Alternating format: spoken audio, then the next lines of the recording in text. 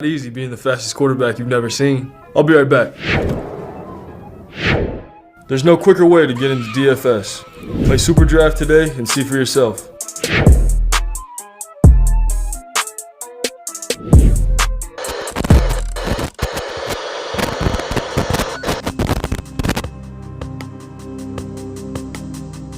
We're behind. They're all fired up.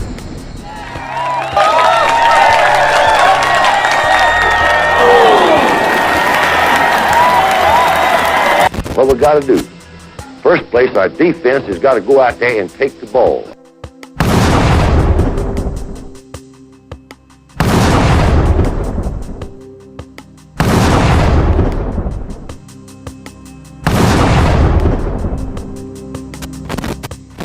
Then when we get the ball, we got to have 11 people that's going to do their job and try to score every time you get the football.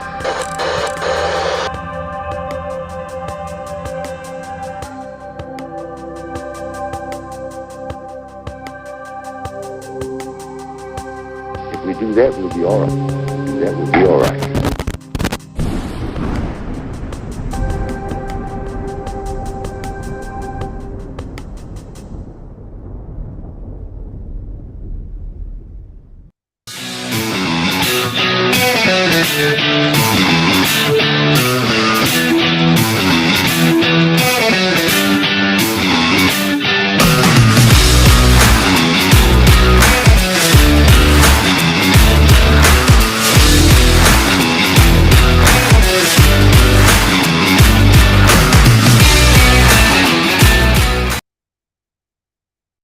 I'm gonna show you how great I am. I have wrestled with an alligator. I done tussled with a whale. I done handcuffed lightning, throw thunder in jail. I'm gonna show you how great I am. All of you chumps are gonna bow when I whoop him. All of you. I know you got him. I know you got him picked, but the man's in trouble. I'm gonna show you how great I am. Roll Tide, Bama Nation. Roll Tide and Roll Tide again. Welcome to the CTS Sports Room, the Horseman. I am one of your hosts here.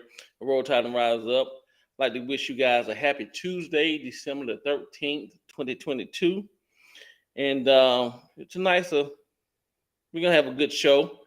And I want to bring in some of my cohorts, my co-hosts, my compadre, my friends. Start off with bringing in Mr. Nick Saban Jr. Nick Saban Jr., come in, sir. So what we do is important, but how we do what we do becomes more and more important. And that's for every guy here. We got to do it better. Our goal is to have the kind of team that nobody wants to play. And that means that we have to impose our will to dominate the competition all the time. It's all about what does it take to break. Roll Tide, Mr. Nick Saban Jr., sir. Roll Tide. How you doing today? I'm all right, man. I'm good. I can't complain, man. I can't complain. All right, we're gonna keep this train rolling. We're gonna go up the hour and we're gonna pick up our good friend, Mr. William Bryant. Mr. William Bryant, sir, come on in.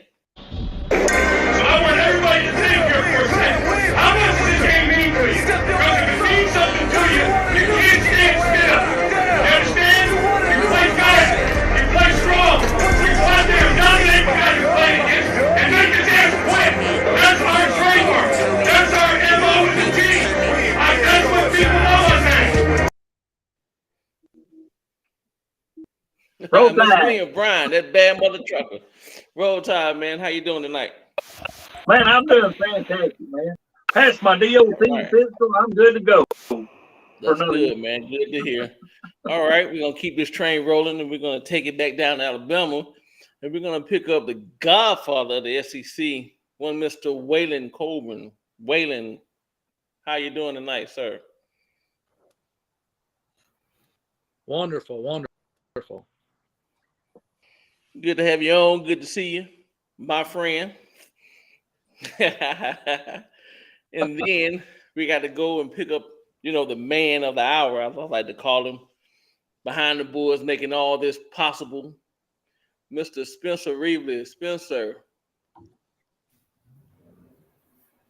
Well, thank you, sir. But tonight, instead of me doing my normal intro that I always do, I want to do a moment of silence for a great Mississippi State head coach.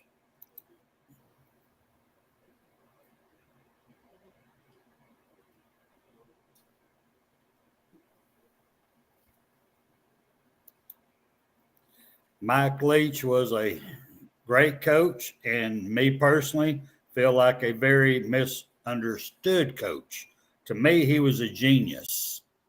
He messed with people's minds. He loved playing in their heads. He had a dry sense of humor that was very hilarious to him, but not too many people got his jokes. So they did talk funny about him, but he was a great man. And what he did for the air raid attack was outstanding.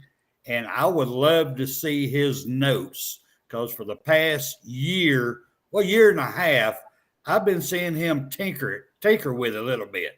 His mind had another plan to take it to another step, but God gave him a call, and he never got a chance to play that out. And I would love to see his notes where he was going with that. Rise up. All right. Yeah, man, it was a shocker, I tell you. And I was listening on another podcast, and I was in the chats, and it came up. Somebody had, chatted that they heard he possibly had a stroke and or heart attack. They wasn't sure. So I immediately kind of, stepped back and started checking Google, and when I saw that it was true. And it's a sad day in football, sad day in the SEC nation, sad day all across, college football as a whole. Like I said, he's Waylon is the godfather of SEC. He is the godfather of the air raid. So, I tip my hat to the man. I wish his family, solitude and peace at this time. Condolences. And Nick Jr., anything you want to say, sir? Yeah, I feel like when it come to him, when it came to offense, I feel like he was ahead of his time. And with him running that offense, I used to like one philosophies. Somebody is always open. I used to love the fact that he had that mentality. Somebody is always open. Right. And with the way he ran the offense, quarterback, they can find him and get it out. Yeah, somebody is always open in his offense for real. Right. Mr. William Bryant. Well, it's sad to me because he's the same age I am, and to know that happened to him, he's feeling fine one moment and then gone. So it's really sad to hear, and I wish the Mississippi State alumni and all those that were grieving with, and y'all lost a great coach, and condolences. All right, Waylon. He was a very smart man. Bachelor's degree, master's degree, came from Susanville, California. Grew up in Colorado, I think it was Colorado. He was a good coach. He had a dry sense of humor, his own heart. If I can make somebody smile, I'd rather see them smile, as to cry.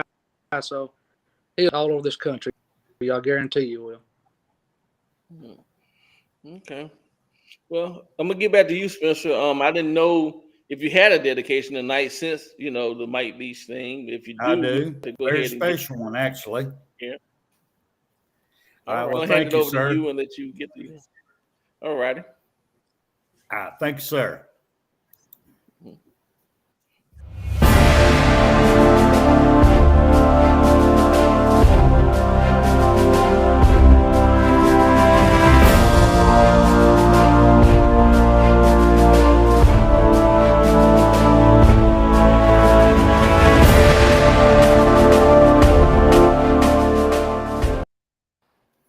It is my great, great honor to dedicate tonight's show to Lieutenant Emily Perez. And I picked this picture out from her West Point picture so everybody can see just how great of a woman this lady was, how good of a Army officer this lady was, because look on her arms, look on her uniform. She accomplished many, many things. Following graduation from West Point in 2005, she was commissioned a second lieutenant in the 204th Support Battalion, 2nd Brigade, 4th Infantry Division of the United States Army. Perez was deployed to Iraq in December as a Medical Service Corps officer. She was killed when a makeshift bomb exploded near her Humvee during combat operations. At the age of 23, she was the first female graduate of West Point to die in the Iraq War. The first West Point graduate of the class of 9/11 to die in combat, and the first female African-American officer to die in combat. Lieutenant Perez military awards included the Bronze Star, Purple Heart, Army Commendation Medal, National Defense Service Medal, Iraq Campaign Medal, Global War on Terrorism Service Medal, Army Service Ribbon, Overseas Service Ribbon, and the Combat Action Badge. The NCAA Award of Valor in 2008. And she also got another great honor. She rests at the West Point Cemetery now. Emily Perez was the 64th female member of the U.S. military to be killed in Iraq or Afghanistan, and the 40th West Point graduate killed since September 11th, 2001 attack.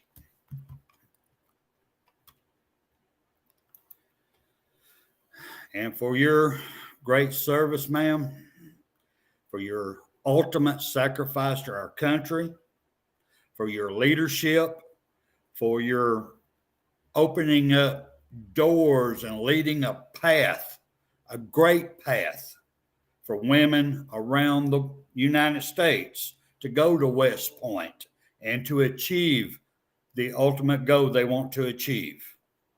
I salute you. Rest in peace, Lieutenant Emily Perez. Now let me bring everybody on.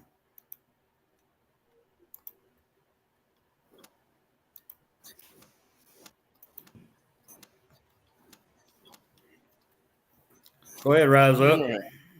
All right. Yeah. Oh, man, that was a great one tonight, Spencer. I don't know where you did to you or where you found out about Miss Perez, but that was beautiful. It actually came a good friend of mine who went to West Point. It was a gentleman who actually went to school with her during that time and training with her during that time, and said, Spencer, man, you got to look her story up. You've got to dedicate the show to her. And with that being said, let me let everybody know, if anybody has any special person of them that you want me to do a dedication to, please send me their information. You're probably going to have to send it to the CTS information I'm about to put up, but please send it to me, and I'm going to go ahead and pop the chat up, and y'all go for it. Mm-hmm. All right. Well, I guess we get, QDMA, sir. QDMA. Yeah, we need to. Get that thing. Bam, there. it's on. Let's get it on. All right. All right. So tonight's topic is the transfer portal. Is it hurting Alabama? And is there anything that our great coach Nick Saban can do to salvage it? The hemorrhaging or bleeding, as my good friend Spencer says. Just to simply put, bleeding. So at this point, since the Iron Bowl, Alabama has had 13 players enter the transfer portal. Basically within a 2 week, little bit over 2 week turnaround. So what do you guys think about the transfer portal? Is it killing Alabama? Do you think so? I have my take on it. But Nick, I'm gonna start with you. Do you think the portal is killing Alabama, hindering us, hurting us in any kind of way? No, I don't. The reason why I say I don't like it. Some of the players that are leaving, I wish we could have seen where they've been, but that's the same in the past to the people that are transferred. I wish I could have seen where they've been. But I said this from the jump too, that the people that transferred from Alabama, they probably didn't play, or there was a non-factor anyway. Now, like I said, I don't like it, and I want to see what some of these players could have been, but that wasn't really most of them wasn't really contributors anyway. Now, Jadavion Cohen, that one kind of hurt. For one, he's a local guy in my area, and I really wanted to see him but he was a starter. He was a true starter. You know what I'm saying? He started for 2 seasons. So that one I didn't understand, but for most of them, I believe they could be highly talented. I believe they could have been something special, but we didn't see it this year. So, wish them the best of luck, though. I really do. I think I already know what William's going to say, but William, what do you think, sir? I want to shout out a few people anyway. 6-0. I didn't even know I had a fan out there, but Moon Skittles, I appreciate you, man. I do speak my mind, and I'm going to speak it now. Transfer portal, okay. So you got this option that if you don't like something the way something's going, well, hell, I'll just hightail it out. Well, go on. There's a door. Hit it. Do what you got to do for yourself. Get out of here. Your heart wasn't into our pace anyway. If you was, you'd be staying in there in the grind and taking care of business. That's what we're about at Alabama. We want to take care of business and win ball games. That's what Coach Bryant says. I don't want you, if you can be a quitter, I want you to come here to win. If you want to be a winner, we'll have you. So, but other than that, hit the door, go. So anyway, that's just the way I feel, and I just I don't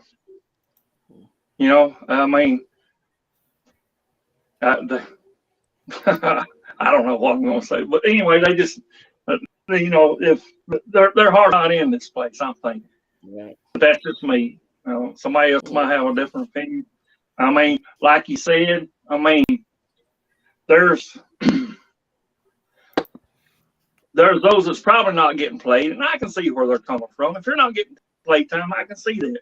That's where you need to go to coach and tell him, hey, coach, I feel like my time's being wasted, Right. But it's not. What are you just going to do? Just quit? You just want to quit? Wow. So anyway, that's mine. Go ahead. Waylon, what's your take on it? I've said all I can say. It's their decision. They own men, so that's their decision. All right. Spencer? Well, me personally,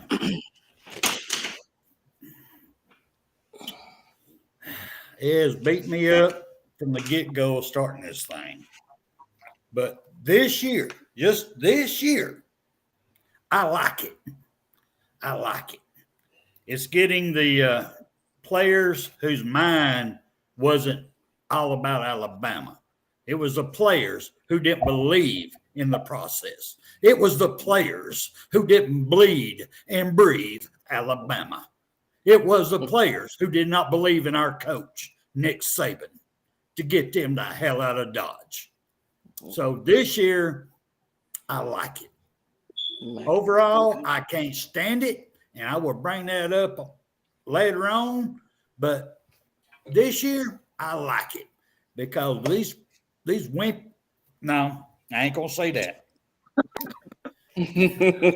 These young men today, they're looking at the dollars. They're looking at the dollars. Right. They want the dollars because the NCAA, when they went in, said, everybody's wanting this. We got to do this. We got to be popular. We suck. Everybody's down on us. We got to do this. Let's do the transfer portal. Let's do the NIL deal. They didn't even think about, we might need to put some restrictions on this shit. They didn't even think about that. They just opened up Pandora's box and said, whatever happens, fucking happens. And what has happened, and I'm going to bring this up later, is the young kids are actually getting sued. And we will all talk about that throughout the night, how. But this is the biggest bunch of bullshit, panty waist, fucking hairy ball licking NCAA people I've ever seen in my damn life. I mean, hell, I think they'd rather take it up than damn make a good decision. And that's what I got to say. Cool. Okay. Well, I'm gonna parlay my, which is the transfer portal, into my thoughts on it, and I'm gonna play a bit of devil's advocate tonight.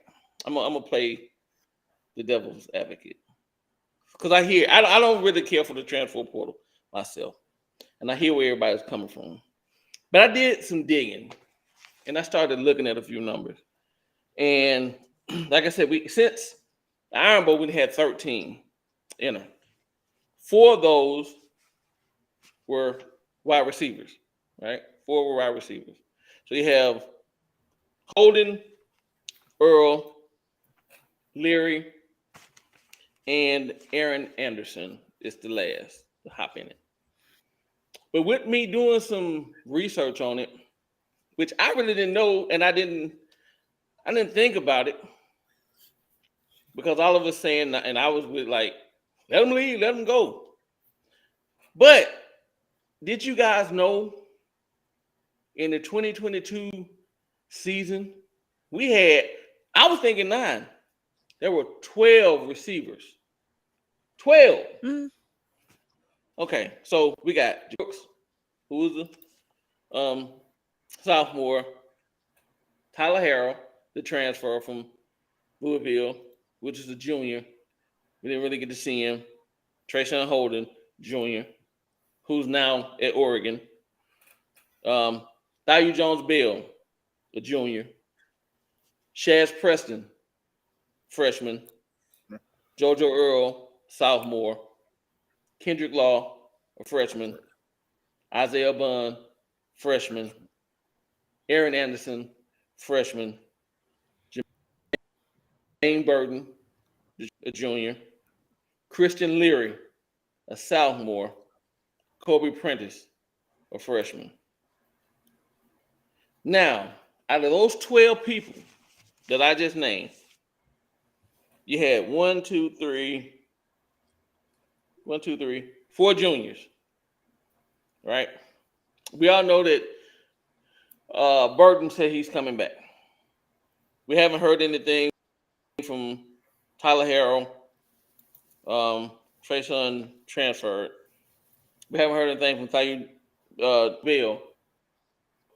But the transfer portal, that they will be back because this particular past season, no one had a season worthy of going, entering your name into the NFL draft. Nobody had. It was a crazy season, So if I were one of those guys, my plan would be to come back for my senior year and try to put together some numbers so I can up my stock in the draft, right? So you're looking at 12 people and nobody's leaving. Then we have 3 commits coming in. If they come in, we have 3 verbal commits. We have Malik Benson, Cole Adams, and Jaron Hamilton, right? That's 15 people. 15 wide receivers, 1 position. How you going to play out on people? No way possible that you could put 15 people on the field. It's no way humanly possible. So with that being said, I don't think I can blame them young men for transferring. I don't, because as much as I hate it, if you were Leary, I'm gonna take Leary. He's a sophomore, right? No time, and we'd heard all these great things. We haven't, we'd heard great things about what this guy can do, and he didn't get to prove it. I don't know what he do in practice. I know people say, well, we don't know what he's doing in practice. We don't know what he's doing off the field, or whatever the case may be. I don't know. I haven't heard anything about him getting in trouble, but I don't know. But what I can say, if I'm a sophomore, and I know my freshman year, they asked me to play running back when we banged up in running back, and all we have is a banged up Brian Robinson. Okay, I'll switch over to running back to get anything to get on the field. So I'm a team player. I'm not like, hey man, I'm here to be a wide receiver. Whatever you need, coach. Put me in, I play running back, whatever. I'm there now. Okay. The next season come over. I'm expecting to get some time to show what I can do on the field. And I don't even get put in the game. Now you're telling me Jermaine, Tyler Harrell, and all these people coming back, plus 3 more coming in. Yeah. I'm out of here, y'all. I mean, that's just me. That's just me. I think we're overloaded at that position. And maybe that hurt those guys, and maybe that hurt Bama. And with the way Bill O'Brien was calling plays and everything, that didn't help at all.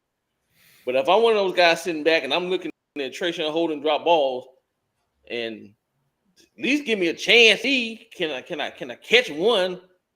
I'm just saying. I see you got your hand up, William. What do you want? I mean, not William Smith. I'm sorry. What do you got to say? I just got a question for you. Mm-hmm. I understand where you're going with this line of questioning, and I'm going to call it BS. But anyway, I understand where you're coming from on it. Right. But my question to you is, these young guys out of high school, and this is leading up to my segment, where are they going to get their training from? It ain't from $100 bill. Somebody's got to get them ready for NFL or their life moving forward. So where are they going to get their training from by what you're saying? Do they want it from the best, or they want it from a school that can give them $100 bill? Well, I have a question for you, for your question. If I don't get on the field and I have no film to show anybody, what difference does it make? I mean, you know what I'm saying? What difference does it make? I'm going to be a low draft pick if I'm drafted at all. Probably go non-drafted free agent. So if I can go somewhere and I can get some film, let's say forget the $100. Let's say I go to a Western Kentucky, or I go to Cincinnati, or I'm not in the elite SEC or the ACC or the Big Ten, but I can go somewhere and get on the field, and I have something to show. Chances are better. Because if this is my dream, then my dreams are to go to the NFL, but I'm sitting here and I don't have this much time eligibility. Am I wasting my talent sitting here? Like I said, I see if it's 7 people, hey man, I'll fight that fight. But I don't know if I'm willing to fight 15 people. That's just me.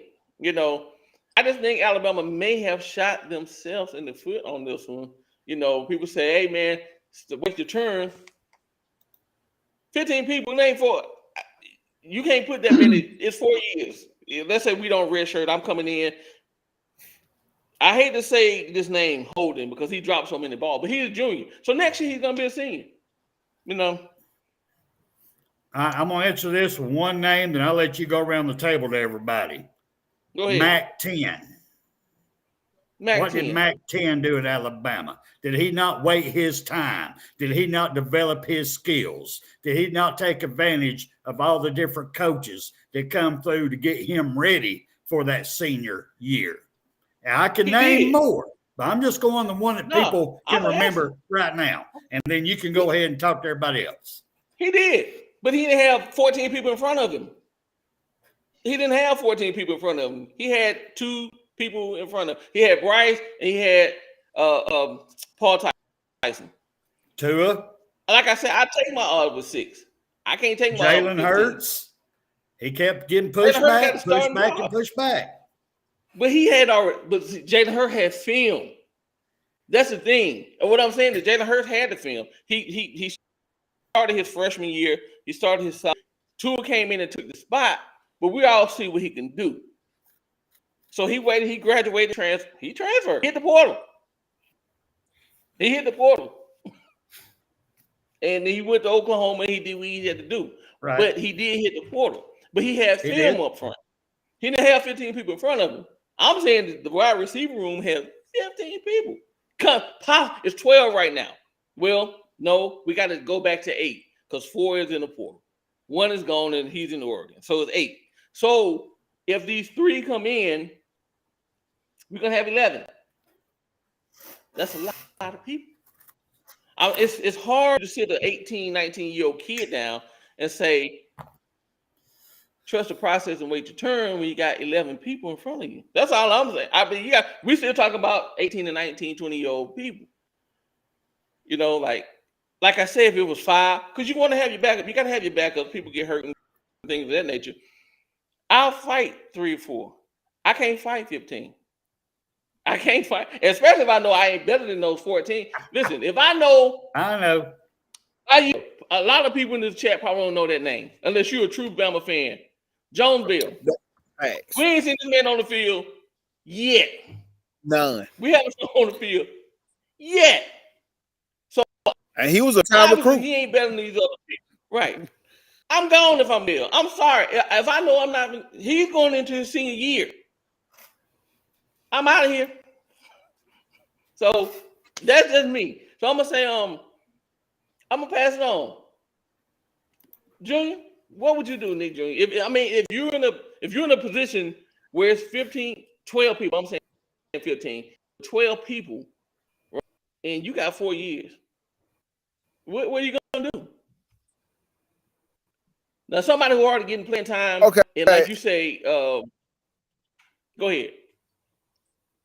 It ain't really so much as what I do right now, what I'm about to say. I got a couple of names too, like Spencer said. I'm gonna throw out Robert Foster. Mm-hmm. Had a little, he just had small percentage of game tape, but he made it to the NFL. But I'm gonna throw out another one, throwing out his name a lot. Cam Sims. I'm seeing his game tape is it's like people that sitting on the bench, but he got to the NFL. But I will say this.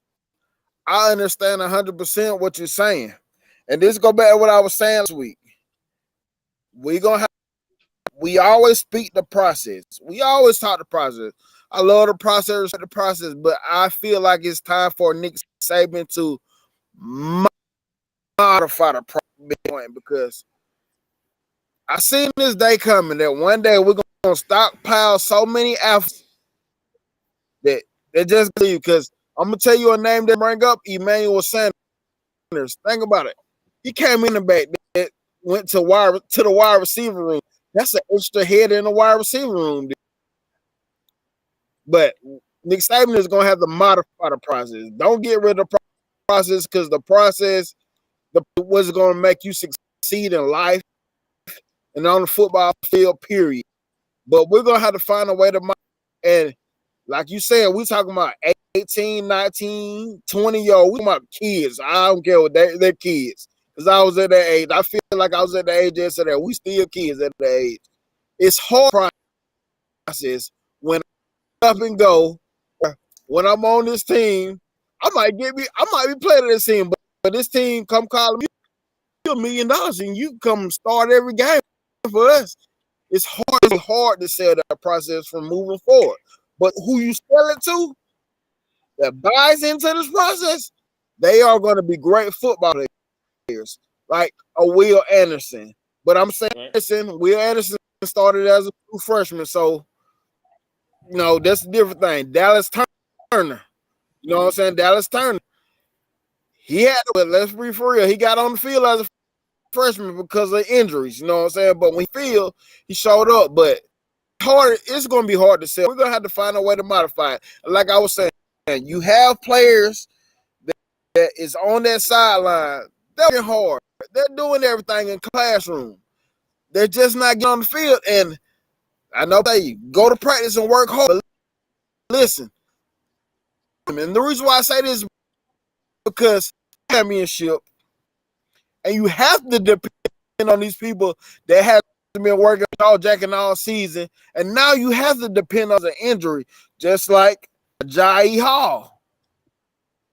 That's why I say we're gonna have to get these players in the game, because still we don't want that situation to happen. At least we get them game reps, and at least if you get them in the game, it keeps them intrigued. It keeps them hungry to want to be there more. They see the light at the end of the tunnel. But if you're not getting on the field at all, it's hard to stay motivated. It's hard to stay motivated.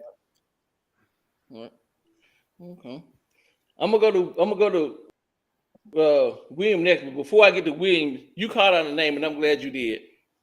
You said Will Anderson and Dallas Turner. So we all know Dallas Turner basically took Drew Sanders' spot, right? Yeah. Pretty much. He came in, Drew Sanders got hurt. Turner came in and okay, we can't deny this kid the field, right?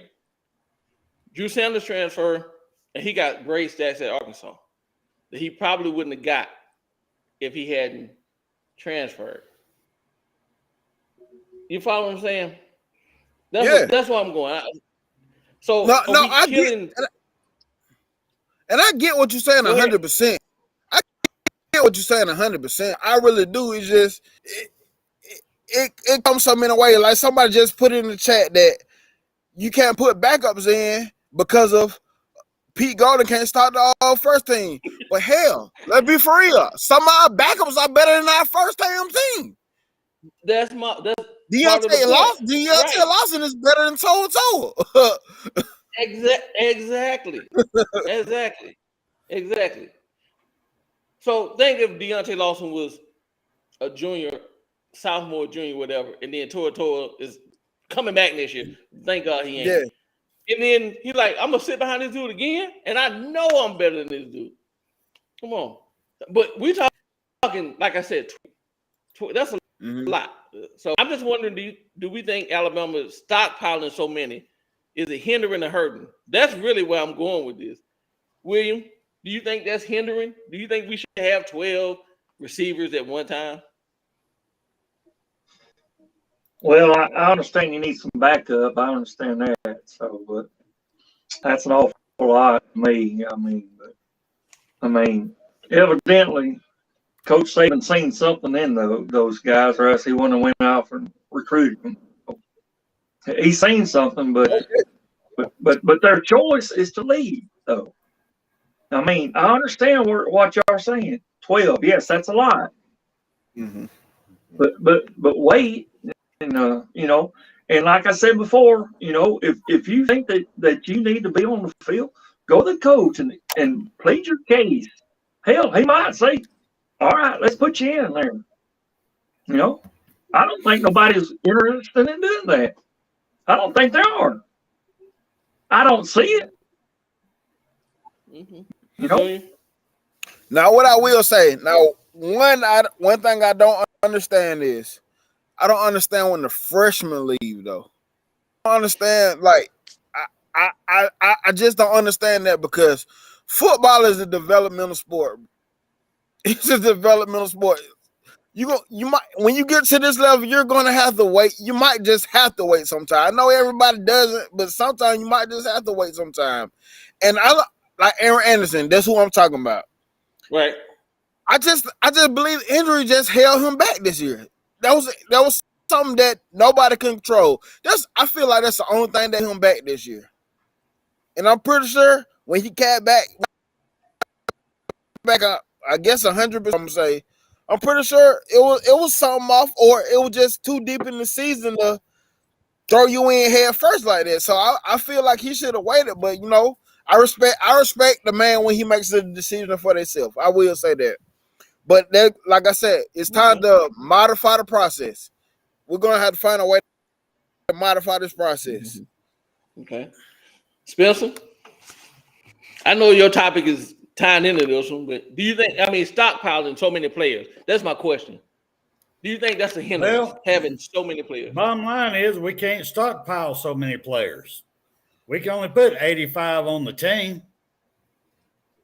That's it. Right. So, you know, you look at injuries from the year before, you look at people who transferred early, freshmen and all that. And then if I'm a coach, yeah, I'm going to add to them areas because the year before I got hurt in them areas. It's like last year, our receiving talent was there, but they got hurt and we lost the national championship because of it. So I can understand that. And we did bring in a track team, even though they all left now, but we did bring them in. You know what I mean? It's just that's just me on this one. I don't understand it. I'm sorry, I don't understand why these freshmen are leaving without even taking advantage of. Even though we all agree that the coordinators need to go, I ain't denying that. But still, I would learn as much as I could from them, and then the next coach comes in, learn more from them to get better as you go. Because right now, the way it's looking, the NFL's looking at this. I don't know if they're looking at it as, you know, okay, they're just going for the money. So if we draft them, we might have them till they want more money, or they're going to leave too, just like everybody else. They ain't going to be dedicated to our team. So I see it a different way. Angie, I agree with you on that. What you just put up there, I agree on you with that. But it's just one of them things that I be like, I don't get it. Like, but that's why I say we have to get these players back on the field because, like you brought back up, Spencer, when we was in the national, like I just said, we end up going to Ajayi Hall. Now we thought Ajayi Hall was gonna be it, but we seen all the drama that he caused all through the season, and that game it showed the reason why he wasn't playing though.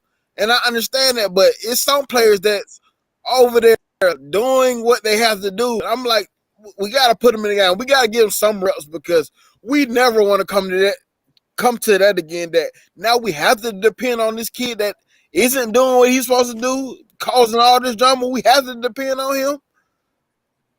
I got a question, Junior. Do you think that most of his drama was because he was already getting backdoor offers from Texas to go there, so he just lost all interest, that this money thing started jumping up quicker than we thought? You know, that could be, and I think a lot of that drama usually comes from the people in your circle and being in situations like that, giving you bad advice. Because I just seen it. Yeah, I just seen it locally around here where I'm from. That it's people that haven't even been in a situation, but you telling the person in the situation, oh, you should be a starter, or you can go somewhere else and be a day one starter, but you don't respect the process. You at home under the tree drinking beer every day, not going to work. Like, how can you give advice? But that's the advice that the people that they listen to. Right. But so the people they're listening to are the people they're listening to are the same people who want them to succeed so they can get money from them. So they can be, penny pinchers. Thank you. Waylon, do you think I was gonna ask Waylon, do you think wide receiver room is too many people? Do you think that 12 people is too many at one position? It is. Oh yeah, I agree with you 100%. Roll Tide. I don't need to say anymore. You either don't have enough, you got too many. It's damned if you do it. Don't. Damn, you don't. Yeah. Mm. And to answer your question, Roll Tide, because I realized I haven't truly answered a question. Yeah, that's a lot of people in the wide receiver room. All right, so we're gonna get off mine and move on around. Nick, you had a topic for tonight, sir? Okay. With all these offensive players leaving, do you think Bill brought a toxic environment on the offensive side of the ball? Because it was put out there saying that before the Auburn game, basically Nick Saban had to come in, have a come to Jesus meeting with Bryce and Bill O'Brien, and we seen the play calling this year. I feel like that's another reason why these kids getting up out of there, because they be like, are we not moving fast enough on the OC or something? Is it a potential that he can come back? I'm saying that's what the players are probably thinking, because we're not hearing nothing. The stuff we read and stuff, we hearing potential rumors, this and all that, but does the players really feel like that is coming? I feel like Bill O'Brien has probably created a toxic environment on the offensive side of the field.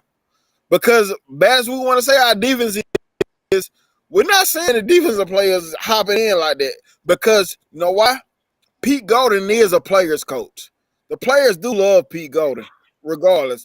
And I don't think players are rocking with Bill O'Brien like that. And I believe it is a toxic environment right now on the offensive side of the ball.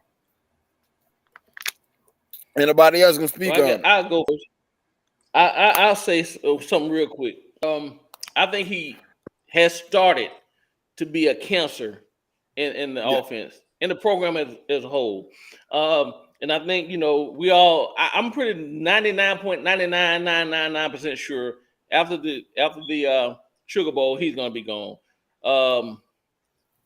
And Saban would take reign and talk to his guys and tell them what's. But to me, Bill, he just didn't.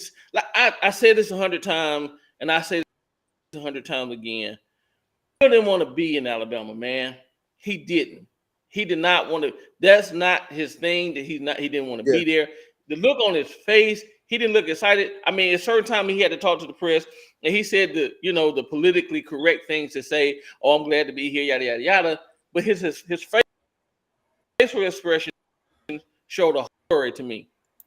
He's never been excited. He never looked happy. And like I said, last season, he tried hell and high water to get up out, and it didn't work out because nobody wanted him. So he didn't have no choice but to be back in Alabama. And that's why he's here. So when you don't want to be somewhere, like they say in a relationship, when a woman's fed up, the husband know about it. Happy wife, happy house, happy life. Those players see that this guy want to be here. They're not dumb. Even though we call them teenagers, they see that this guy don't want to be here, and you best be that has an effect on the kids and how things play out. And I believe that it has 100% to do with people. A lot of these kids leaving as well, and recruiting. We're looking good, but once, because the early signing in next Wednesday, I hope we get this game. Bill's gone. It's announced, and people are, okay, well, I can go there now because I. So that's my point. That's my take on it. Anybody else want to think? Say something about that? I agree with you. I can't argue with that. Yeah. Did Alabama not a few years take this program from a defensive football team? Did they not do that? Have you forgot about what they done? What I'm saying? Mm-hmm. They completely and turned with that out. being said, go ahead. Go ahead. Anybody? What you saying, Nick? And with that being said, like we're saying all this, I do believe Nick Saban is finna make the changes necessary. I believe that 100%. because he's a winner, man. Like Nick Saban, he's been adapting to college football for so long now. He even got out his style of offense, and like he's adapted, and I feel like he is going to make the change necessary to be successful, to keep being successful. Right. Okay. Somebody. Well, go ahead, wait. I'm sorry. I said somebody hadn't adapted. That's true. This is William. You have a subject you want to speak about tonight? Well, no, not really. I did want to mention to Angie that, yeah, you're welcome for the Tiki Torch. I'm glad you're enjoying it. Wish we could sway you over our way, but we know that you're a closet Alabama fan, so we'll take it. Roll Tide. She's always listen. Angie better be in all the shows. So yeah, she is a closet Alabama fan. Yeah, I'll take it. We'll take it. Yeah. So Spencer, yeah, anyway, you I got know you had something. Like I said, I agree with you, brother. I can't deny it. There's many ways to look at this situation. Many ways. And right now, I'm trusting in Nick Saban. He's always took every change and he's owned it. Right. So, I got faith in him that he's going to do what it takes to bring us back to being great again. Yeah. Okay. All right. So, Spencer, I'm going to get to you on your topic tonight. Well, basically, Nick Saban Jr., since you're logged in on the control board, if you don't mind controlling the comments over here, because I'm going to have to be talking my hands and stuff. I'm going to have to let go of this mouse. But I'm logged in on the controls, but the comments are not popping up on my side. It ain't? No, I just see everybody in the comments, I apologize. I'll try to run. I ain't going to be able to touch it. But here we go. Basically, I preached it when it first come out, the transfer portal. I preached it when it first come out, the NIL. You can go back and look at my comments and my call-ins to TDA. You can go in my first shows on CTS. I preached it, and I was told I was crazy. There ain't no way it's going to happen. And basically, it's already. I said, what y'all going to do when this trickles down to high school? What y'all going to do? What y'all going to do this NIL deal when they start buying, going to these players on the side? Hey, once you come play with us, we'll pay you. Put yourself in transfer portal. You're a great player. We need you. We'll pay you more money than what you're getting there. What y'all going to do when the money comes to you? Seriously, that's exactly what's going on right now. They're offering these kids out. Don't even know if they can play college football. We all know it. We've been there. Kids that was in elementary might have been great in elementary, but they couldn't play high school. Kids that was great in high school wasn't good in college. Kids that are good in college are not. Some of them are not good in NFL or pros. So you don't know till you get there. So these people going in there spending this money to get these people in there, to me, is undermining the coaches, not letting the coach pick the personality and the mindset of the player they want. To me, it's almost like they're being force-fed who they can have on their team because we're offering all this money. But with that being said, on that soapbox, I could go on for 2 hours on that soapbox. I'm going to break it down to another problem I'm seeing happening that's really hurting my heart, because players, as we say, you need development. You ain't coming straight out of high school and you're not an NFL player yet. Sorry, you're not. Very few, maybe 0.0001%, maybe. All right? This ain't basketball. All right. So what's happening, they need development. And we are going down this path of NIL and transfers, especially with all the freshmen we see, is sooner or later the junior college is going to be where these kids get their training at, not with the best coaches, not with the best staff, not with the best. It's going to be at the junior college. And the reason I say that, let me just speak on, we got high school, 1A high school. Let's speak on that right quick. I mean, we have 2A, 3A, 4, all the way up, you know. But let me just speak on 1A. And this just pulled off. I pulled it off today.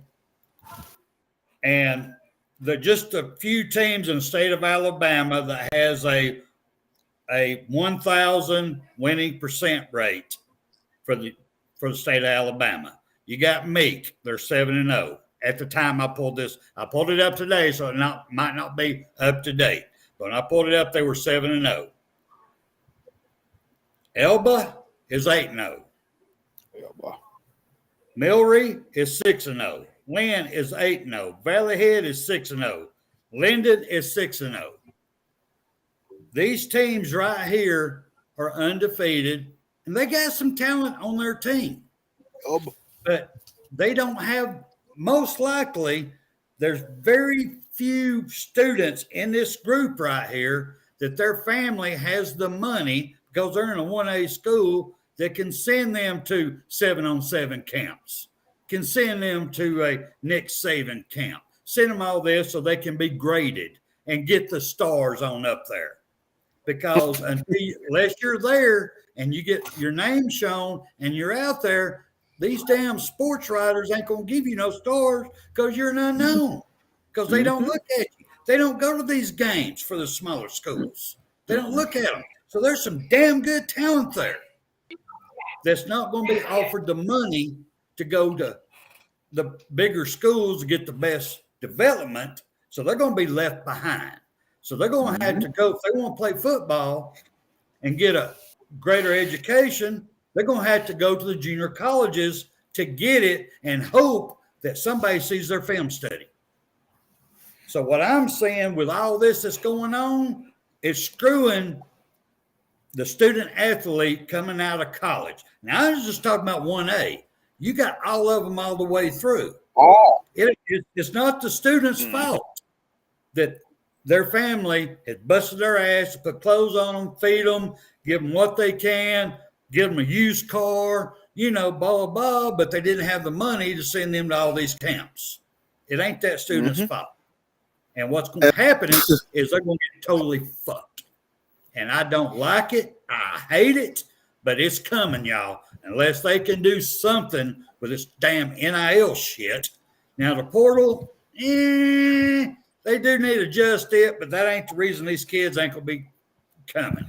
That's my opinion. What do y'all think? And see, what you just said, I don't know if y'all remember, but I said we need to get back to recruiting these back road country schools, because of these kids have talent, but some of these kids are not in the situation to be able to go to all these 7-on-7 camps, Nike camps to get that star rating. But there's some dogs out there in them schools that we don't find. And I'm gonna say this too with the transfer portal. The transfer portal hurts those kids too, because let's be like, okay, I'm looking at a wide receiver out of high school. All of a sudden, this kid that come from USC, whatever, he hits the portal.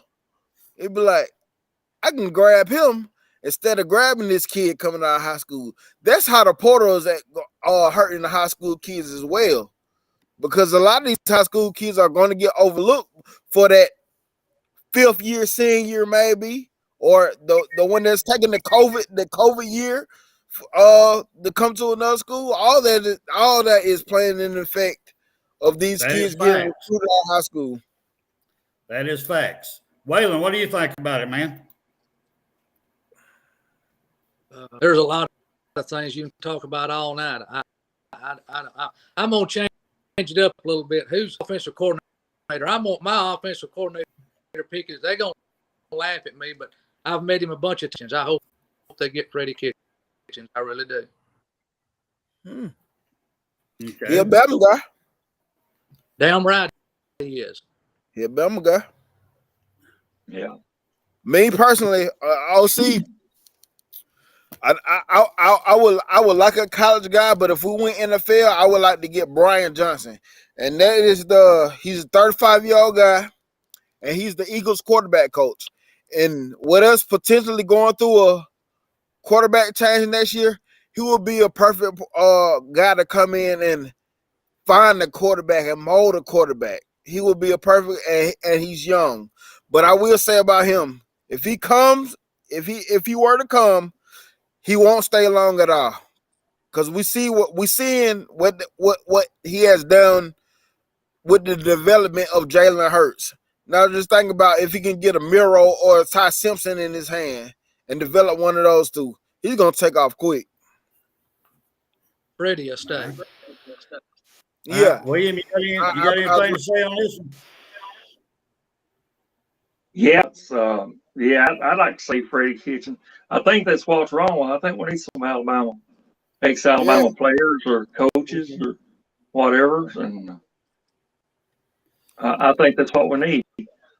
Someone that wants to get back to the basics, man, to where we were at. You know, I know people say living in the past too much, but hell, how can you have a future without a past?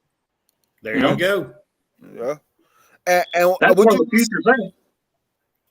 And what you just said, William, it's not even much as really getting back to the basics. This is really hiring people that is going to be invested in Alabama, that loves Alabama, that knows what it takes to be an Alabama player, that went through them hard summers, them hard fall workouts, them hard off season, them hard workout that knows that at Alabama. That's what we need back at Alabama. People who are invested into the program. People who are, and I know this right here on your phone, shit. Let's get out there and work, man. Put the work in. We don't need people. We don't need people that's coming to Alabama to try to one up you, or I'm coming for your job, or I'm using this job to get the next best thing. Now, don't get me wrong. I understand everybody wants something better, but we need people like Burton Burns. Burton Burns, when he was the running back coach, he was invested into this program. He wasn't looking for the next best thing. I'm going to say South every time with Nick Saban. He's invested into what Nick Saban was doing. That's why he wasn't looking for the DC job. He easily could have went somewhere and got defensive coordinator jobs, but he loved the way he was doing, man. He loved it. And we need those people back. And guess what? There was also player coaches as well. The players love those guys. They love them dudes, man. And that's getting back to our topic. The NIL, I hate the damn shit. I hate it. I mean, it's good in parts of it's weeding out those that don't they're not bought into our system. You know, because if you was, you'd stay here. You put the work in. I realize there's maybe 10, 11 in front of you. But like I said, go to the coach. Tell him your feelings. Tell him, hey, how about putting me in? You know, or that's what. Sell yourself, negotiate. Get out there and let them see that you're out there lifting weights every day, that you're doing your damn exercise and stuff. Let him see that. Let him see that you're anxious, that we need, that's kind of want, that we want out in the field, that's ready to put in work. Yeah, put me in, coach. I'm ready to play. And that's what you need. Said, and she just said, I think what a lot of players are lacking now, they don't put this. A lot of players, I don't think they're putting the self-work into it. Like I tell my son, he's 12 right now. I'm like, the stuff you do at school is not enough. That's not going to make you elite. The stuff that's going to make you elite is when you go outside and do work yourself. When you in the house on your own, you hit an extra 100 push-ups a day. Not just the 50 you do at school, but the extra 100 that you go. That's what's going to take you over the top. And I don't believe a lot of players are investing time in watching game tape, spending extra time in their weight room, going out there catching the balls off the machine. I don't think they're investing enough time in that. And we don't need that, and we don't need that conditioning coach or whatever that was on Water Boy. Well, that's another day. Another day. We don't need that. We need to get it. Hey, I didn't do good. We're gonna get it next time. All right, rise up. We're in overtime right here. Let's get the last thoughts in, sir. Let's go. All right, well, Waylon, last thoughts for the night, sir? Go get Freddie. Get him, boy. Yeah. Let's get him. Got you, agreed. Yeah, guys, I feel like it was a great show tonight. I see 24 in the chat. Hey, let's run them lights up. Let's share it with everybody. Let's get this thing out there. I feel like we did a good job tonight, guys. And hey, go get Freddie. We last thoughts. Yes, sir. I pretty much see it all during the show. I think that it's coaches, yeah, but it's players too. I mean, take responsibility for yourself. Exactly. It's me, coach. I failed. What did I do wrong? I mean, I'd be interested in that. What can I do to make myself better? That's what the coach has always been telling these fellas. It's about that. It's about your attitude. What you want to do. Mm-hmm. All right. Spencer? All right. Mine's kind of simple. I'm going back kind of old school here. Back to my day of playing. You got a penalty on the field, offense, defense, special teams, it don't matter. You got a penalty. They called it, you had to run the 3-ring circus. And for the youngsters that don't know what a 3-ring circus is, you had to put a transfer tire around your neck, one under each arm, and you had to run a lap for every yard that you caused on that penalty. And that came Monday after the game. So you learn real quick. You don't need to do penalties. You got discipline. You got your head right.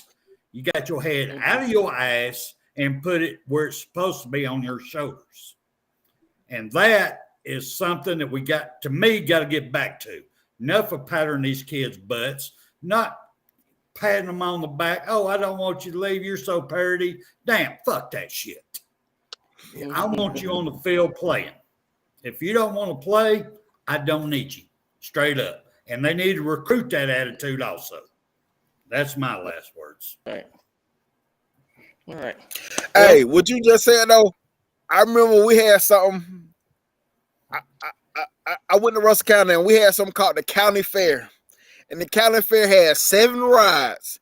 And all 7 of those rides were workouts to make you think about life. Think about quitting this sport.